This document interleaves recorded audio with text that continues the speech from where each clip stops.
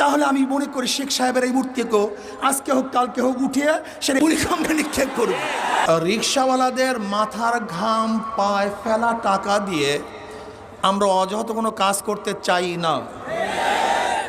যে দেশের মানুষ এখনো খোলা আকাশের নিচে ঘুমাচ্ছে, যে দেশের মানুষ এখনো বস্ত্রহীন চলছে, যে দেশের মানুষ এখনো চিকিৎসাবিহীন মারা যাচ্ছে, যে দেশের মানুষ আজকে ডাস্টবিনে কাক কুকুরের সাথে খাদ্যের জন্য লড়াই করছে, সেই দেশের টাকা দিয়ে ওখানে মূর্তি স্থাপন করা হলে বাংলাদেশের মানুষ মানতে পারে না, সহ্য করতে পারি না। এদেশ কার বাবার দেশ নয়, এদেশ কার দাদার দেশ নয়। আমাদের টাকা দিয়ে মূর্তি স্থাপন করতে দেওয়া হবে না। আন্দোলন করবো, সংগ্রাম করবো, জিহাদ করবো, লড়াই করবো। রাশিয়ার লেনিনের 72 ফুট মূর্তি যদি ক্যারেন দিয়ে তুলে সাগরে নিক্ষেপ করতে পারে, তাহলে আমি মনে করি শেখ সাহেবের এই মূর্তিকেও আজকে হোক কালকে হোক উঠিয়ে সেটা গুলিকাণ্ডে নিক্ষেপ করব।